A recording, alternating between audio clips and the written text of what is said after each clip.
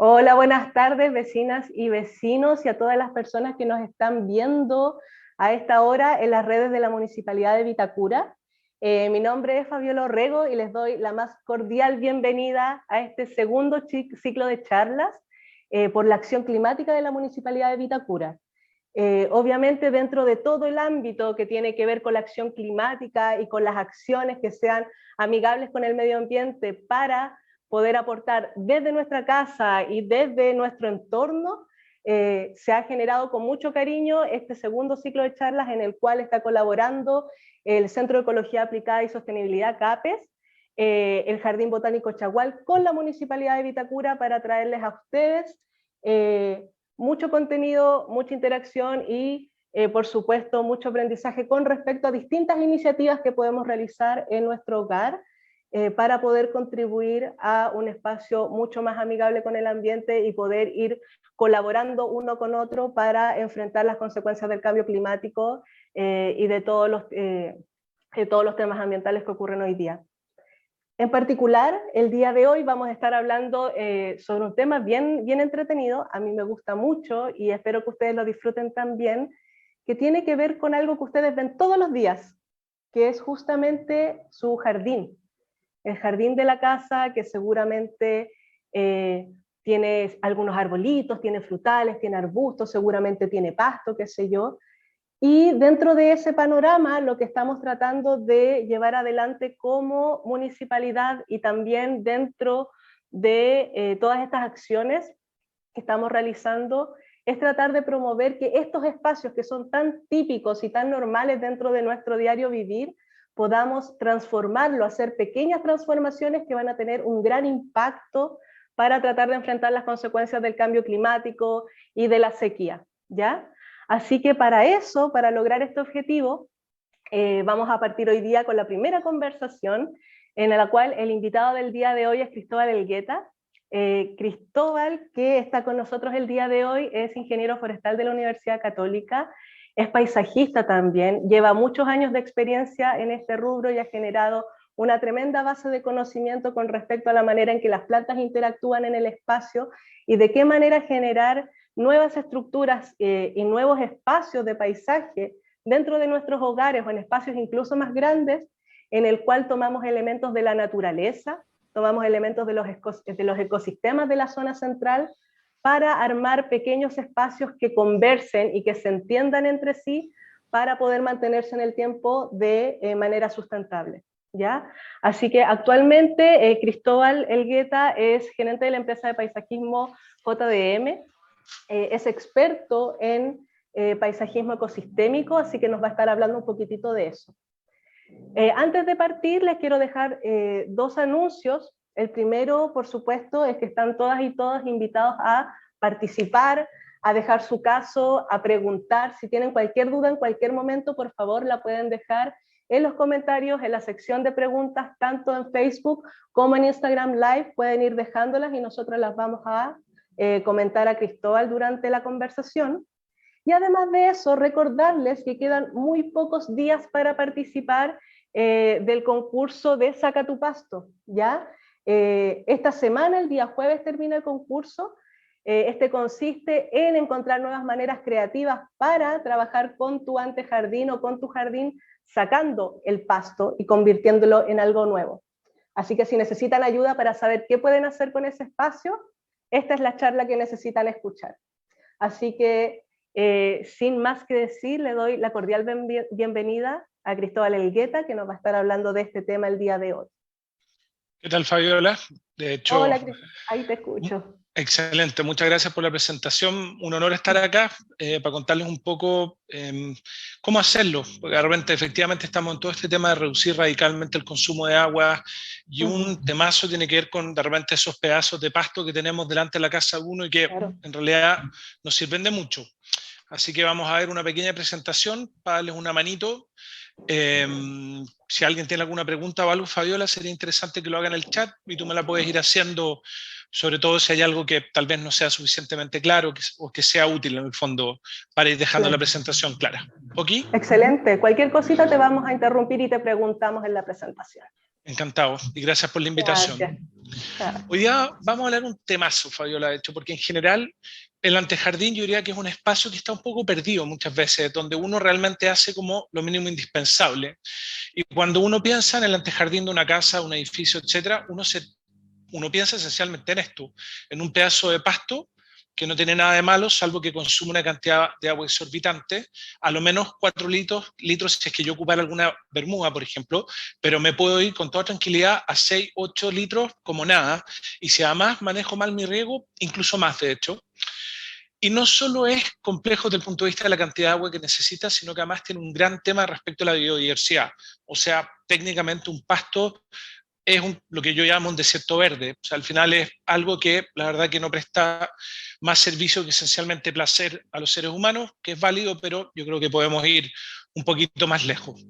Y esto es bastante común, Fabiola, cuando uno empieza a mirar con un poco más de detención, no solo en Santiago, es en la costa, es un condominio, un antejardín, a veces es un mall, etcétera, donde hay una cantidad de pasto absolutamente impresionante, de hecho, y la idea es un poco empezar a pensar que ese espacio que tal vez destinamos solo a poner pasto va a tener que empezar a cambiar. No porque necesariamente no sea útil, y de hecho muchas veces lo es, pero porque producto de esta sequía histórica que tenemos, es muy probable que no solo tengamos que empezar en intervenir algunos de nuestros antejardines, sino que obviamente viene la pregunta para nosotros en Vitacura, ¿cómo lo hacemos? Porque también somos un gran consumidor de agua y obviamente tenemos que empezar a reducirlo, simplemente porque el agua no alcanza. Así es fácil, ¿ok? Pero claro, cuando uno imagina, Fabiola, reducir el consumo de agua o sacar el pasto, uno siempre piensa que eso necesariamente es transformar o convertirlo en maicillo, por ejemplo, o en cemento. Y obviamente, viviendo en un lugar tan árido como es Santiago, uno claramente no querría transformar verde en seco, porque eso no es especialmente interesante. Y por eso siempre digo que no se trata de sacrificar el verde, no se trata de sacrificar la belleza, solo se trata de reducir radicalmente el consumo de agua, ocupando sistemas vegetales de alto consumo, como podría ser un césped, a un sistema que está perfectamente adaptado a la sequía, como podría ser, por ejemplo, un sistema mediterráneo. O sea, que aquí sacrificio de verde o de belleza de ninguna forma. Pero no solo nos importa desde el punto de vista de la reducción de agua. Además, cuando hablé del tema de la biodiversidad, también es súper importante que la gente empiece a entender que realmente si uno empieza a pensar un poco mejor las plantas que ocupa, por ejemplo, en tu antejardín, uno puede cambiar radicalmente la cantidad de vida silvestre que tu jardín puede sostener. Y con eso no solo nos transformamos en ahorradores de agua, sino que de verdad nos podemos transformar en gente que cambie radicalmente la salud de nuestra ciudad, por ejemplo, pensando en establecer control biológico o en ser de verdad conservadores de nuestra naturaleza. O sea, el que elige bien el material vegetal tiene la opción de salvar animales y plantas de la extinción y aumentar, obviamente, la cantidad de vida silvestre y, entre otras cosas, ese bendito control biológico. ¿Okay? Oye, Cristóbal, Dime, Fabiola. y en general cuando uno hace esta transición en tu experiencia, ¿cuánto toma o qué tanto esfuerzo se necesita para que efectivamente este jardín empiece a ser como un embajador de la biodiversidad? Como de verdad es tan fuerte este cambio de pasar de pasto a un sistema con algunos arbustos, alguna flor y de repente se llena de aves, de insectos. O sea, yo te diría, ¿es así?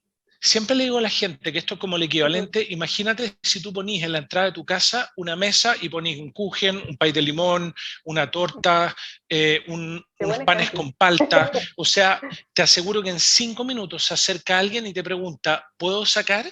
Si al final esto funciona igual, cuando uno generosamente le sirve la mesa a la vida silvestre aparece de inmediato.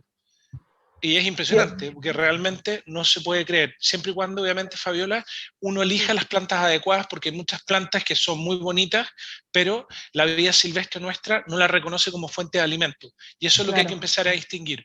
¿Cuáles son? ¿Cuáles son las pan con palta? ¿Cuáles son las pay de limón?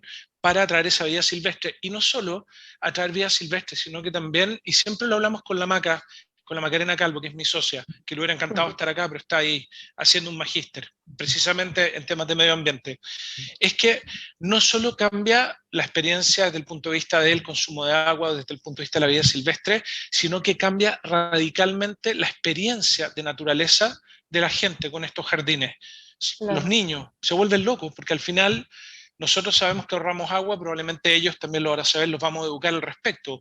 Pero esta imagen de esta persona, que es una muy amiga mía que yo quiero mucho, que se llama Antonella, y que aprovecho de saludarla, o sea, ella realmente en ese momento está embebida de lo que está pasando en ese lugar, que es, Claro. aunque no lo parezca, un jardín. Entonces, es bien alucinante la experiencia que uno puede tener de naturaleza en un espacio de jardín. Pero claro, uno se pregunta, claro, yo sé que van a pasar las cosas, la pregunta es ¿cómo lo hago? Porque al final es como te muestran la foto bonita o te la cuentan así como todas las bondades, pero a veces no te cuentan cómo podría ser ese proceso. Y eso es lo que quiero que entremos ahora un poco. En el fondo, ¿cómo lo hago? ¿Cómo ordeno mi cabeza o mis ganas de hacer las cosas para llegar como buen término a un proceso exitoso en transformar este jardín? ¿Ok? Y lo primero, Fabiola, tiene que ver con mantenerlo simple y tener un objetivo claro. Muchas veces uno empieza a soñar y tiene unas ideas impresionantes, etcétera. Llévenlo a algo concreto y sencillo. A alguien le gustan las abejas, está preocupado, por ejemplo, del tema de las abejas, piensen en eso. Alguien, por ejemplo, quiere bajar radicalmente el consumo de agua y le gusta el tema del color, váyanse a un objetivo simple y claro. Y no se olviden que si van a intervenir el antejardín, a veces uno tiene ideas de plantas increíbles, pero ojo, no se olviden que es importante hacer un manejo de vegetación que permita que la gente que pasa delante de nuestra casa se sienta seguro. Ojalá pensar en que no se pueda esconder a alguien. ¿Ok? A mí me importa mucho a la hora de hacer diseño ecosistémico pensar en un objetivo de vida silvestre. A mí me pasa, Fabiola, que soy fanático de las aves, por ejemplo, y me fascinan los polinizadores. Encuentro, porque finalmente entiendo que la seguridad de alimentación de nosotros depende de que nuestros polinizadores encuentren condiciones favorables para permanecer. Y me lo fijo siempre como objetivo. Yo quiero aves en mi jardín y eso significa semilla y fruto y quiero absolutamente la mayor cantidad posible de polinizadores. Y eso significa en el fondo flores. ¿Ok? Después, el tema del color. No sé a ti, Fabiola, pero probablemente a mucha de la gente que nos escucha tienen un color que es el favorito. Tal vez azul, a otros les fascina el blanco, a alguien es fanático de los rosados. Es súper importante tomarlo en cuenta, el tema del Claro. color. ¿Y sabes qué es lo interesante con eso? Que los ecosistemas de aquí de la zona central, bosque esclerófilo, uno puede encontrar de todos los colores. Sí. Normalmente es muy predominante el amarillo, por ejemplo, o el naranjo, los rojizos, pero en realidad uno puede encontrar morados, azules, y no hay que pensar que porque tenga bajo requerimiento hídrico uno va a tener un jardín café, Tal que es cual. como una Ese creencia muy tema popular, o un es jardín de demasiado, cactus. demasiado importante. La zona central de Chile tiene adaptaciones a la sequía impresionantes y ni hablar de la zona centro-norte, te diría la cuarta región, que es de hecho la zona más biodiversa en términos vegetales que tenemos en Chile. O sea, no se puede creer. Entonces, todo lo que nos están escuchando, sáquense de la cabeza que ahorrar agua es café, ahorrar agua es ausencia de color. Por el contrario, muchas de las plantas que son extraordinariamente eficientes en el uso del agua tienen eventos de floración, y miren, por ejemplo, lo que pasa en el desierto florido, que son esos eventos de floración que uno se queda mudo, que no tiene, o sea, no tiene palabras para escribir lo que está viendo, ¿ok? Vean cuál es la estación y, por supuesto, piensen no solo en tener flores por belleza, piensen en polinizadores y acuérdense que al igual que un supermercado que tiene que estar bien surtido el año completo, el jardín tiene que tener un tema súper relevante que se llama continuidad de alimento, ¿ok? Eso significa que tenemos que pensar en polen, néctar, semilla o fruto a lo largo del año completo y no tener todo en pocas semanas y el resto del año, que es un poco lo que pasa con la agricultura, ¿ok? Así que diseño claro y simple, objetivo claro también, y empiezan a pensar en plantas que no presenten un riesgo desde el punto de vista de si estamos trabajando en un antejardín. No se olviden de la biodiversidad.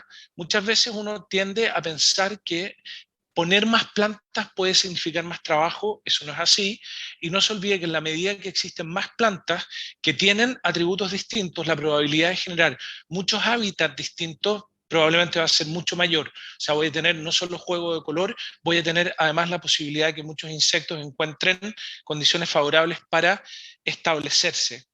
Eso es súper relevante.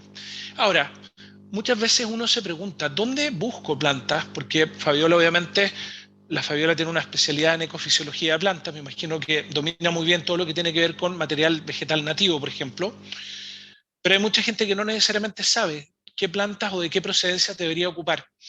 Y ahí es súper importante buscar en internet, en redes sociales, etcétera, lo que quieran, origen de las plantas. Hay un montón de grupos de plantas de Chile, nativas de la zona centro-norte, plantas de Sudáfrica, plantas de California, de la cuenca del Mediterráneo, de zonas desérticas, pero lo único que les diría es que sean muy cuidadosos con ocupar plantas exóticas que puedan ser invasoras, por ejemplo, algunas de estas colas de zorro, ¿ok? Ojo, si ustedes ven alguna planta que empieza a aparecer por todos lados, que no es nativa nuestra, eviten ocuparla o de frente no la ocupen porque eso puede causar un gran problema. Y en general tengan tendencia a ocupar plantas que florezcan, porque es súper importante, sobre todo pensando en polinizadores, todo lo que tiene que ver con polen y con néctar, ¿ok? Háganlo simple, eso se los digo siempre, simple, simple, simple, no se compliquen, a veces uno peca de exceso y eso es súper complejo. Claro. Oye, Cristóbal, mirando el dibujo anterior, como el esquema en el que aparecían las especies, espera, vamos, ese. Ahí, ¿qué es lo que está representado? ¿Como distintas especies? ¿Cómo se Exacto. decide cómo se ubican en el espacio, una debajo de otra? ¿Cómo O se sea, te diría representa? que eso a veces requiere un conocimiento un poquito más técnico, Fabiola, pero en general, y vamos a hablar de eso hoy día, uno le presta atención a muchos temas a las plantas, como por ejemplo, lo más fácil. ¿Hay insectos que vuelan alrededor de estas plantas o que eventualmente las visitan? ¿O hay aves que, por ejemplo, construyen sus nidos? ¿Qué plantas están juntas y yo veo que durante mucho tiempo comparten un mismo espacio sin que alguna elimine a la otra? ¿Dónde se posan las aves? A veces uno se da cuenta que las aves se posan, pero pocas veces uno le presta atención a lo que las aves están haciendo en el lugar donde se posan. Por ejemplo, buscando semillas, que sea un atributo, o en el caso de Sapulla chilensis, esos dos tordos están eufóricos porque se están tomando el néctar. Y fíjate cómo en su cabeza tienen ese polen naranjo, el look Sí, californiano, como digo yo. Obviamente ese tordo está polinizando y la planta generosamente le da, o más bien su estrategia de marketing es néctar espectacular, rico, dulce, increíble, de ser como una suerte de pisco sour vegetal para claro. atraer, como se llama, a ese polinizador. Fíjense, Fabiola, dónde se posan las mariposas. La naturaleza es ultra eficiente, no hay lugar para el despilfarro. La mariposa se va a posar donde encuentra alimento para sostener, para sobrevivir o eventualmente para poner sus huevos. Pero en general la mariposa no pierde el tiempo posándose donde no tiene de alguna forma retribución desde el punto de vista energía, reproducción, etcétera. Y por favor empiecen a abrir los ojos porque de verdad el jardín puede ser una fiesta, no solo desde el punto de vista del color, sino desde el punto de vista de todos los insectos alucinantes que van a encontrar en las situaciones más insólitas. Fíjate a esos coleópteros, como se llama, en esa flor. Están llenos de polen, están eufóricos. O sea, están comiendo, sacando polen, sacando néctar como locos. Están llenos de polen, bañados en polen. O sea, a mí esa foto me conmueve, ¿cachai? Y al final probablemente pasamos 100 veces al lado y nunca nos dimos cuenta o nos fijamos en esa mosca de las flores que está libando polen. O fíjate en la foto de la derecha, no alcanzo a ver qué es exactamente, pero fíjate qué alucinante ese insecto que totalmente camuflado está también libando néctar de esa chilea. O sea, no solo es la belleza de la flor, sino también el polen y el néctar, y obviamente acá la misma cosa. O sea, en esa flor, fiesta tropical, todo pasando, estos bichos están eufóricos, no lo pueden creer, porque la Lo, mesa lo, está servida, esos coleópteros.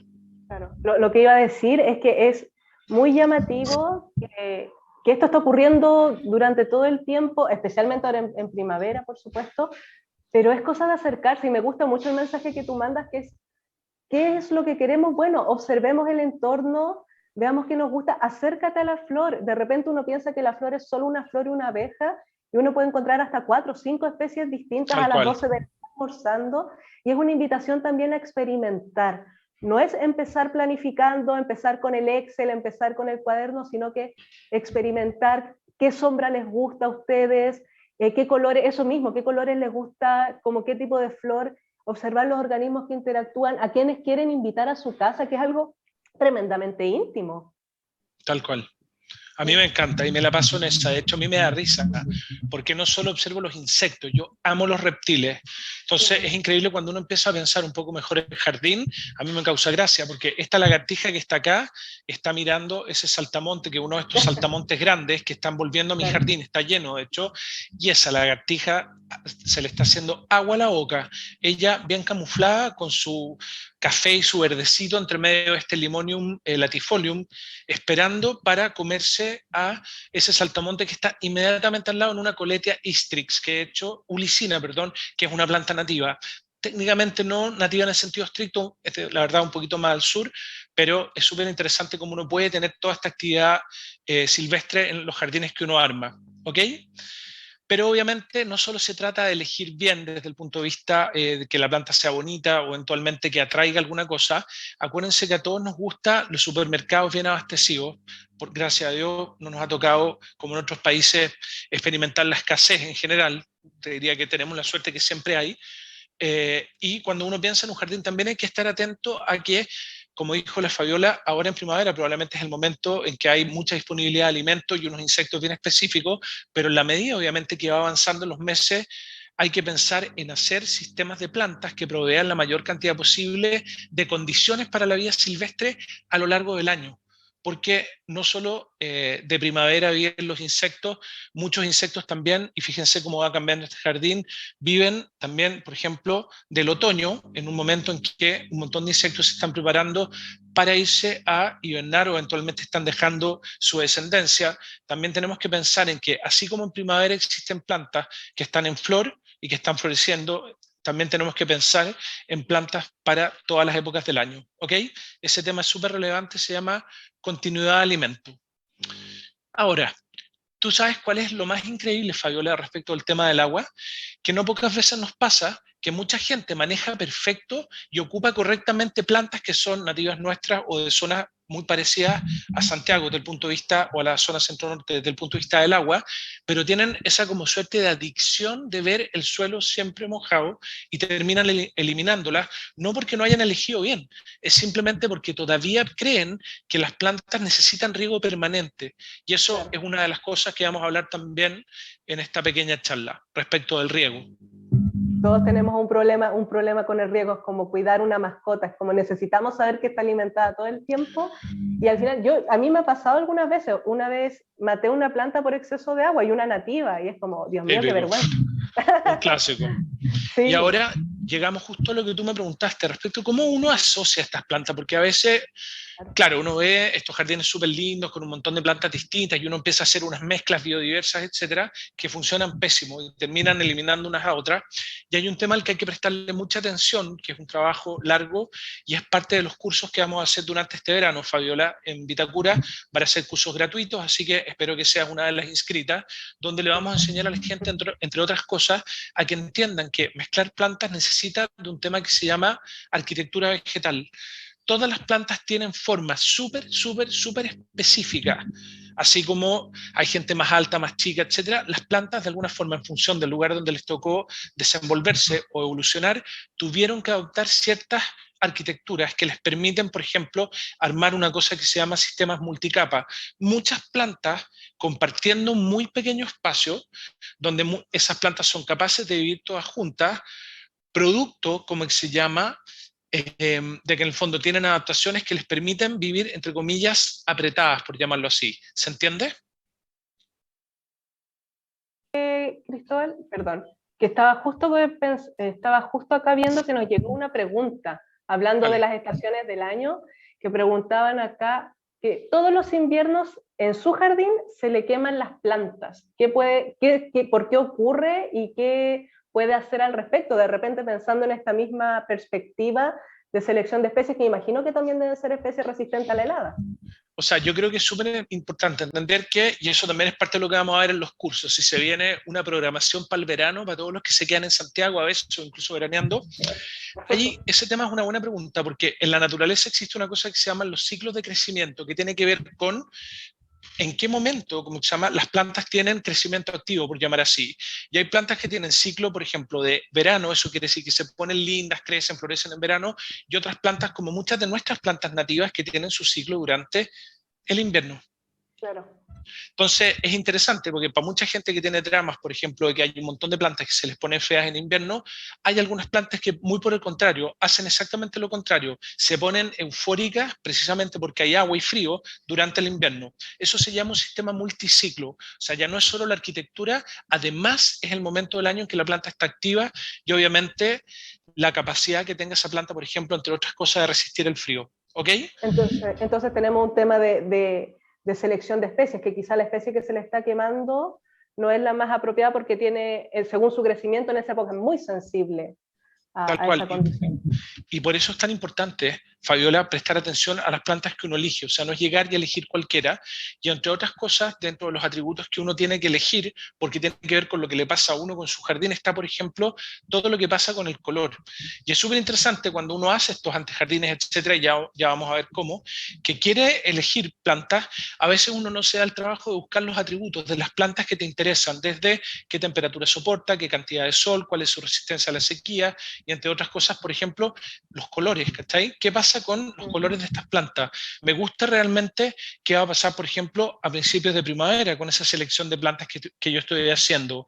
O tal vez qué va a pasar un mes después, porque los jardines son totalmente dinámicos y podría pasar esto en verano, ¿cachai? Donde se fueron los colores más blancos y vamos a unos colores súper intensos y tal vez después podríamos pensar tal vez en tener un otoño increíble donde cada estación del año tiene polen, néctar, fruto, semilla, cobertura, adaptación a la sequía. En este caso puntual te mostré plantas más bien de un jardín de la zona sur, pero es súper interesante ir viendo esa secuencia de color porque es de alguna forma un atributo que a nosotros los humanos nos alucina, ¿cachai? Pero tiene que ver también con esa disponibilidad de néctar, esa disponibilidad de alimentos, ¿ok? Y ahora, ¿cómo elegir? Porque ese es un temazo, ya, ¿cómo elijo el color? ¿Cómo me inspiro? Pensando en ya, tomé la decisión de sacar mi pasto, mi césped de mi antejardín, ese espacio que de alguna forma nadie ocupa, y tengo que empezar a pensar cómo quiero diseñarlo. Y esto es un poco para la gente que está participando del concurso. Y yo siempre le digo a la gente, búsquense algún color que les fascine o alguna flor, y yo ocupo muchas flores nativas nuestras como fuente de inspiración, como estos chisantus, tomen alguna flor con la que les pasen cosas, con las que sientan emociones y empiecen a buscar plantas de jardín que de alguna forma repitan los colores que ustedes ven combinados en esta flor que les gusta mucho. Por ejemplo, fíjense, acá tenemos un chisantus, que es una planta, este es costero, me parece, que le dicen pajarito, orquídea del campo, que a mí me fascina. Y fíjense como todas las plantas que están a mano izquierda, de alguna forma tienen en parte el color que está contenido en la planta que yo ocupo como fuente de inspiración. Y con eso, si yo las mezclo, obviamente voy a producir jardines que me van a producir mucha gracia. O si tal vez, por ejemplo, mi inspiración es una paleta un poco más fría, de celestes, blancos, amarillos, ácidos, puedo irme a un montón de plantas, probablemente también adaptadas a la sequía o a la falta de agua, que tienen algunos de los atributos de color que observo en la flor que yo estoy ocupando de inspiración. Entonces, no le tengan susto al color, es mucho más fácil de lo que la gente imagina. Solo busquen Fabiola o busca tú en tu caso. ¿Te gusta alguna flor así nativa que te resulte insuperablemente atractiva, que te emocione? ¿Hay Es alguna? que la mía es muy complicada, para mí me gusta la puya alpestri, flores medias celestitas, es Pero mi favorita. en qué topamos, la puya alpestris tiene turquesa, tiene algo Claro. azul, tiene un amarillo ácido de fondo, tiene estos estambres de ese naranjo espectacular. Maravilloso. O Sí. sea, búscate en la puya alpestris plantas en el mundo vegetal de plantas adaptadas a la sequía que de alguna forma compartan esa paleta de color y mezclarlas. Y tú sabes que el resultado va a ser absolutamente sublime. ¿Ok? Oye, Cristóbal, una consulta. Aquí estamos hablando de varias especies, no todas las cuales son nativas. Yo me imagino que para los vecinos y vecinas que de repente salen a comprar plantitas, deben tener su vivero regalón, qué sé yo, pero podemos pensar de repente en darle algunas recomendaciones de cómo conseguir esas especies nativas para incorporarlas al diseño del jardín. Mira, yo diría que hay un encargo en la alcaldesa de Itacura y que fue una Ujú. experiencia que hicimos también con la alcaldesa de Providencia, con la alcaldesa Matei, en que obviamente hay un montón de gente que no necesariamente sabe tanto de plantas y se complica un montón en cuáles son las plantas que podrían elegir. Entonces vamos a ir subiendo a la página web de la municipalidad en un link que tiene que ver con todo el programa de Vitacura Sustentable, un montón de plantas nativas y exóticas que para la condición de Santiago son absolutamente extraordinarias porque tienen bajo requerimiento de agua y porque tienen atributos que son bien interesantes: polen, néctar, frutos, semillas, belleza, etc. Probablemente no vamos a poner los viveros porque sería un poco injusto dar como hacerle publicidad a algunos viveros, sería como curioso hacerlo, ¿está ahí? Pero hay un montón de viveros extraordinarios que tienen nativo, exótico, ya veremos cómo los ayudamos con eso, pero la idea es que efectivamente Vitacura publique estas plantas Fabiola para poder ayudar a nuestros vecinos, y al igual que en Providencia, no solo a los vecinos, sino que a la mayor cantidad de personas posible con plantas que sean buenas para sus jardines. Justamente, y lo importante también es que cada vez, cada día hay más viveros que o son especialmente nativos o viveros tradicionales que están incorporando especies nativas a su catálogo, así que no tengan miedo de preguntar ahí al casero como qué especie tiene, de qué zona son, si es nativa o no es nativa, porque ellos siempre también les van a dar una excelente información y buena orientación para seleccionar tanto la especie como la mejor planta. Tal cual, tal cual. Estoy buscando, de hecho, sí, va a estar en la página web, así que perfecto. Para que estén ahí lo vamos a ir subiendo. La Daniela Casanelo, que es Casanelo ahí, vamos a ponernos de acuerdo, que trabaja en Vitacura, además con la Patricia, y tanta gente súper profesional, súper trabajadora que está ahí. Vamos a hacer el mayor esfuerzo para que de verdad la gente tenga acceso a la mayor cantidad posible de información, ¿ok? Ahora, la pregunta es el cómo. Ya cachamos, queremos color, queremos bajo consumo de agua, queremos vida silvestre, etcétera. ¿Cuál sería el paso para transformar o convertir mi antejardín en algo que sea obviamente más sostenible? Y el tema tiene que ver con, primero, eliminar el césped. O sea, el césped es un sistema vegetal que tiene un requerimiento de agua, la verdad que puede ser bastante importante. Hay algunos céspedes que tienen, como la bermuda en el fondo, que podría tener un consumo de entre 4 o 5 litros, pero la verdad que todavía es una locura pensando en la zona en que estamos, y la verdad que mucho del césped que está en la calle, la verdad que nadie lo usa. Entonces, la pregunta es, ¿cómo lo hago? ¿Por qué tengo que eliminarlo? Y la pregunta es, ¿tengo que pensar en sacarlo, que es un trabajo súper engorroso, caro, y además desde el punto de vista del suelo bastante nefasto, porque nos vamos a meter a romper el suelo y esa no es la idea? Y yo les diría que en lo posible, o mucho lo que yo hago con la Maca, con mi socia, no es sacar el pasto. De hecho, lo que hemos hecho en un montón de otras experiencias es, aunque suene terrible, ocupar un químico en 3 aplicaciones. Hay gente que no está de acuerdo con eso. Yo honestamente creo que el uso racional, responsable y poco frecuente de algún químico puede ser una herramienta extraordinaria para cambiar un sistema. El tema es el uso responsable. Lo que sí no transo son con los pesticidas, que los encuentro del terror. Y eso es un par de aplicaciones de herbicida para eliminar el pasto, para matarlo en el fondo, sin remover el suelo, que te diría que la remoción de suelo es bien nefasta, sobre todo si tenemos microbiología. Exponer el suelo al sol es algo que yo no les recomendaría, ¿ok? Y para la gente, ahí lo que ustedes están viendo en la foto es de hecho una forma de eliminarlo químicamente, o sea, a través de un líquido, ese pasto se muere y yo nunca lo saco, después lo dejo ahí, por si acaso ni pico, ni lo saco, ni lo retiro, voy a plantar, vean la foto del antes y el después, exactamente en ese lugar. Y hay algunas formas que son más amigables, si es que no quieren ocupar un químico, que tiene que ver, por ejemplo, con cubrir la zona con un plástico negro durante varios meses, porque para eliminar, ¿cómo se llama?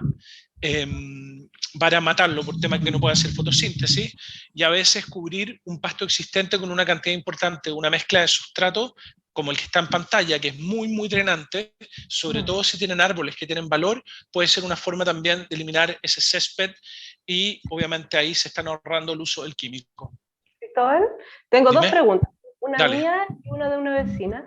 La primera, bueno, la mía tiene que ver con lo siguiente: si aplicamos este método químico y después aplicamos como la malla, qué sé yo, perdón, el plástico, eso significa que una vez que se termina este proceso, uno ya puede usar todo ese terreno como si ya estuviera disponible. O sea, uno Totalmente. podría, en la práctica uno está plantando sobre el pasto seco, ¿cierto? Tal cual, tal cual. Ya, perfecto. Entonces igual queda Que eso me parece súper importante porque estamos tratando de cuidar el suelo de alguna forma, entonces en ningún momento se remueve pasto. Si queda pasto entre plantas nuevitas, queda el pasto seco finalmente. No importa, ese pasto seco se va a transformar, es materia orgánica, la microbiología del suelo, pero con gran alegría lo va a transformar, lo va a convertir, lo va a reciclar.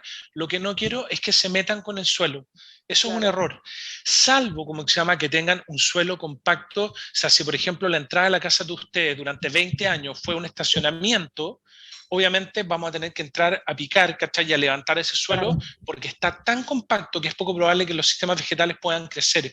Pero esa cosa como que a priori uno empieza a picar el suelo y a romperlo y a darlo vuelta, les digo, es nefasto. Lo único que uno hace es exponer toda la microbiología extraordinaria que eventualmente se puede haber formado con el pasto. Ahora, desde el punto de vista de la microbiología, Fabiola, y eso es importante, porque obviamente que el uso de un químico afecta a la microbiología y no es ninguna novedad. Entonces es importante entender que la microbiología se puede reinocular con el uso de humus, compost, lixiviado de humus, ese oro líquido, como le llaman, con bocacha, y un montón de formas de ir lentamente restableciendo esta microbiología para que volvamos a tener un suelo fértil, con estructura, con materia orgánica, capacidad de retención de agua y además, entre otras cosas, para fijar la mayor cantidad posible de carbono, que eso también es algo que podemos lograr con nuestro suelo. Excelente. Oye, y la segunda pregunta, que era la que hacían aquí en el chat, es si existe, yo imagino que debe ser una pregunta que se repite mucho porque fue la primera que pensé al inicio de la presentación. Sacamos el pasto. ¿Existe alguna especie con la que hayas tenido una buena experiencia reemplazando la funcionalidad del pasto?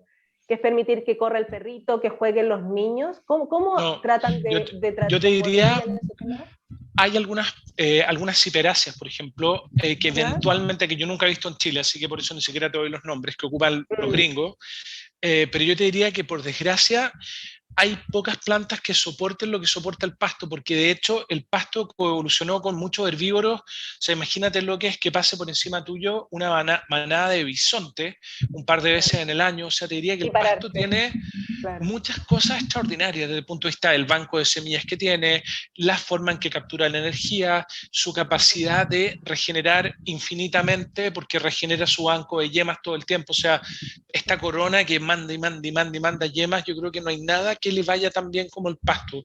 Te diría que en general hay reemplazos para césped visuales, pero yo te diría que no para que el pasto, o al menos yo no conozco, me encantaría que si alguien tiene algún nombre que lo comente para buscarlo, pero yo diría que algunos de los sustitutos de césped que yo he ocupado son más bien visuales, pero no son especialmente adecuados desde el punto de vista del uso. ¿Se entiende? En general, entonces eso significa que dentro de este sistema el pasto podría estar funcionando también como una especie invasora, que si uno deja un parche de pasto pensando que juegan los niños, podría eventualmente crecer por sobre el jardín que estamos construyendo.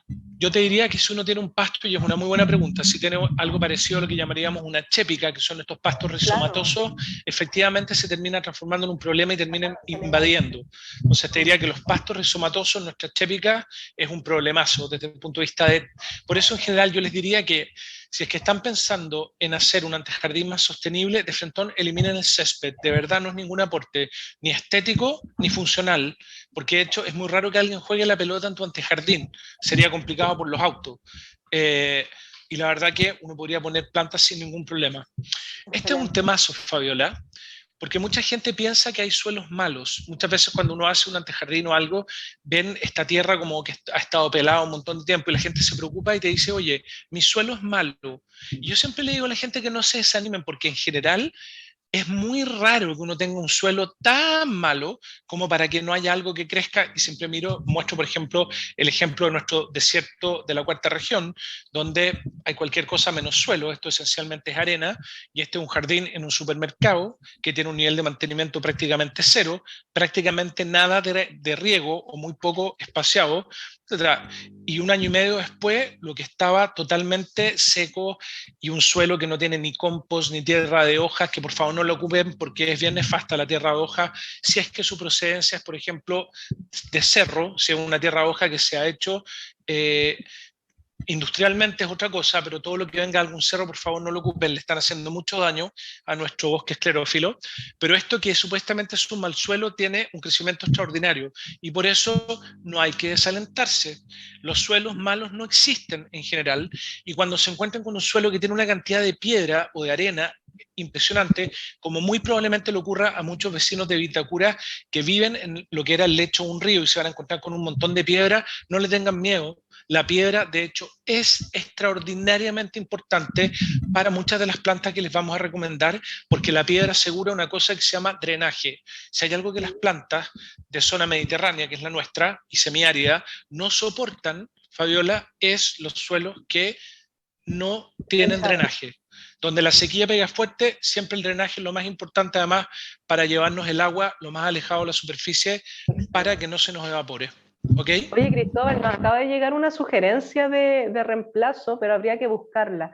Dismondia, para reemplazar el pasto. La Dismondia margaretae, te diría que en general es una planta que yo he ocupado para reemplazo de césped, pero te diría que no le va muy bien cuando tú jugáis fútbol, por ejemplo. O sea, te diría que no soporta mucho peso. Ahora, yo diría, por ejemplo, que la fila reptans, que es otro reemplazo que a veces uno ocupa, puede llegar a tener un crecimiento tan compacto que puede llegar a soportar sin ningún problema, por ejemplo, un auto encima. Aquí tú decís, no lo puedo creer, ¿cachai? O sea, la Dismondia podría eventualmente tal vez reemplazar algún pasto que tenga algún nivel de tráfico bajo, pero no tengo tan claro, al menos no es mi experiencia, que le vaya tan bien ya, por ejemplo, con un uso por ejemplo, de pelota de fútbol, por decir una cosa. Probablemente habría que, no ha sido mi experiencia al menos, pero es interesante si alguien tiene esa experiencia que la comparta. Pero podría ser. ¿Ambas son de la familia de los pastos? No, la Dismondia es una planta sudafricana que te diría que tiene un aspecto muy parecido, que se me olvida siempre, estoy como abriendo la enciclopedia de planta, a ver cuál era. Sí, es que es impresionante porque al final son tantos nombres que a uno se lo olvida, pero no es de la familia de los césped. Oye, tema importante, Fabiola, si queremos ahorrar agua, hay un temazo del que nadie habla, pero es absolutamente clave, que tiene que ver con microbiología. Sí. Debajo del suelo está lleno de cosas que nosotros no sabemos, que ni siquiera existen porque no se ven. Y la ciencia, hasta hace bastante poco, les prestaba poca atención porque no teníamos tecnología para ver lo que pasaba. Varios miles de millones de organismos en muy poco volumen de suelo, y su labor, entre otras cosas, es generar estructura. Eso significa infiltración y almacenaje de agua lluvia o de agua de riego, movimiento del oxígeno, defensa de sistemas radiculares, disminución de plagas y enfermedades, acceso a agua que una raíz probablemente no tendría, intercambio de nutrientes, en una suerte como de comercio entre estas plantas y esta microbiología. Así que, entre otras cosas, queridos vecinos, nunca más la horqueta. Imagínense toda esa trama que ustedes ven como de pelitos en pantalla, es un hongo que está haciendo un trabajo extraordinariamente importante, asistiendo al árbol, como se llama, pero en la naturaleza temo decir que nada es gratis, nada. Esa planta le está entregando a cambio energía, fotosintato, elementos que el hongo no es capaz de producir, azúcares, esencialmente moléculas que este hongo va a transformar en energía. Esa es la cosa alucinante. Así que, por favor, Fabiola, hay que recalcar nada horqueta en nuestro suelo porque es realmente bien nefasta. ¿Ok? Ahora, mucha gente probablemente va a preguntar por el riego, porque a veces uno piensa que uno podría eventualmente hacer un sistema de jardín sostenible o de bajo consumo de agua con muy poco riego o sin riego. Yo te diría que con algunas técnicas uno eventualmente podría pensar en tener efectivamente un jardín sin riego después de una cierta ayuda desde el punto de vista del establecimiento, pero en general vamos a pensar que vamos a tener que regar, y podemos regar, por ejemplo, con un sistema de aspersión que es de menor eficiencia pero de más sencillo mantenimiento, o tal vez podría ser eventualmente con un sistema de riego por goteo. Pero hay un tema, Fabiola, que es donde la gente normalmente falla, y tiene que ver con que todos pensamos que lo que hay que hacer es regar todos los días, y eso es un error. Pocos riegos, pero con harta agua, que el agua se vaya suelo abajo. Y fíjense, esta es una comunidad vegetal de dos sistemas vegetales, por llamar así, de dos lugares del mundo. Los países mediterráneos, que son muy parecidos a lo que es la zona centro de Chile, con algunas plantas nativas y otras plantas de otro lugar, y un sistema que se llama de estepa fría, un sistema donde llueve muy poco, donde está congelado esencialmente en invierno, pero donde sube la temperatura y por lo tanto tenemos agua disponible en verano y cae algo de lluvia. Este jardín, Fabiola, consume a lo menos un 70% menos de agua que el césped que menos consume, que es la bermuda. O sea, podríamos llegar a incluso consumir menos. Y yo de verdad encuentro que esto no es menos interesante que el césped. O sea, acá tengo control biológico, vida silvestre, flores, jardines dinámicos, con un sistema de riego por aspersión, que si se fijan, y me da risa porque mi socia siempre me reta porque esto debería estar pintado negro, impecable, pero bueno, definitivamente algunos hombres somos un poquito más al lote de lo que mi socia al menos querría, pero esto se riega por aspersión. Pero este jardín de acá, y me da risa cuando hablaste de la zona central con los tonos naranjos, etcétera, ahí tenemos nuestra bachelia acá, nuestros pinos, con ese color y ese perfume alucinante, y acá tenemos un sistema de riego por goteo, que entre la selección del material vegetal y el sistema de riego por goteo ahorramos casi un 80% de lo que gasta un césped, o sea, el ahorro frutal. Gastamos por metro cuadrado 1.260 litros de agua en tener una vallica verde y nos gastamos 300 litros en 30 semanas para mantener esto espectacular. Y todavía podríamos regar un poco menos. 76% de ahorro, Fabiola. O sea, ¿cómo es eso menos increíble que tener pasto? Como, esto es como, es increíble porque es pura ganancia con ahorro más encima, así que tal cual. Pensando obviamente, o sea, pero igual hay que tener en claro, Fabiola, que es importante que entiendan que no se trata de no tener, por ejemplo, en un parque un pedacito de pasto para que juguemos, para que juguemos los niños, iba a decir el patúo, pero para que jueguen los niños, etcétera, ¿cachai? O sea, queremos seguir teniendo obviamente algo de césped, es necesario, pero obviamente es un lujo muy caro de sostener. Y esos tipos de lujo, uno de tanto en tanto sea un lujito, pero vivir a costa de lujo es muy irresponsable e imposible en el fondo. Y a costa del planeta también, por supuesto, porque además, esto ya ni siquiera son decisiones personales, como ya estamos todos juntos frente a todo esto que está pasando con la sequía, cambio climático, ¿cierto? O sea, yo diría que no, tenemos que movernos rápido. Yo no sé si la gente está consciente, pero de verdad el tema del agua es absolutamente crítico. Y no es que el otro tenga que hacerlo o que lo haga el gobierno, que lo haga. Cada uno tiene una responsabilidad gigante en cuidar el agua. Y obviamente el cuidado del agua en el jardín es la fuente de gasto de agua más importante en el verano, por lejos en una casa. Entonces, por favor, a cuidar hasta la última gota. Oye, Cristian, antes de avanzar, ya nos quedan poquitos minutos, preguntan aquí por interno, ¿cuál crees tú que entre los sistemas de riego que existen sería el más eficiente? ¿Aspersión, goteo? No, yo diría que el más eficiente, pero a veces yo diría que el goteo es más eficiente, pero el goteo necesita más mantenimiento, entonces a veces puede ser más complejo de manejar. Pero además del riego hay un temazo, Fabiola, que uno siempre se olvida, que tiene que ver con el agua lluvia. Acuérdense que el agua lluvia es un bien precioso y cuando llueve el agua lluvia se va por la calle al alcantarillado y muchas veces podríamos ocupar esa agua lluvia, por ejemplo, para regar macizo durante los meses de invierno. Y no se olviden que, por ejemplo, nuestra flora nativa de la zona central, entre otras cosas, se adaptó a sobrevivir con el agua lluvia que cae durante el invierno. O sea, si nosotros tomamos el agua lluvia que cae en un pavimento, en un estacionamiento, en un camino y de alguna forma la llevamos a algún punto más bajo, vamos a tener agua almacenada que nuestros árboles o nuestros jardines eventualmente van a poder echarle mano durante los meses de sequía. Así que empiecen a mirar el agua lluvia como un tremendo aliado y no como el enemigo, que a veces uno toma el agua lluvia y trata como de deshacerse de ella. Yo cada vez que me encuentro con agua lluvia hago exactamente lo contrario, ¿ok? Así que trato a toda costa de cosecharla. Muy bien. Y este es un temazo, Fabiola. El nudismo en el paisajismo. Cuando hablo de nudismo, no me refiero a el nudismo humano, me refiero a esta cosa. No, o sea, que podría ser eventualmente una opción y cada uno jardinee como quiera, pero yo diría que hay un nudismo que tiene que ver con este suelo que está permanentemente desnudo, y alguien comentaba en el chat respecto de poner hojas, por ejemplo. Sepan, queridos oyentes, que si hay una cosa que el suelo detesta es estar totalmente expuesto a la radiación.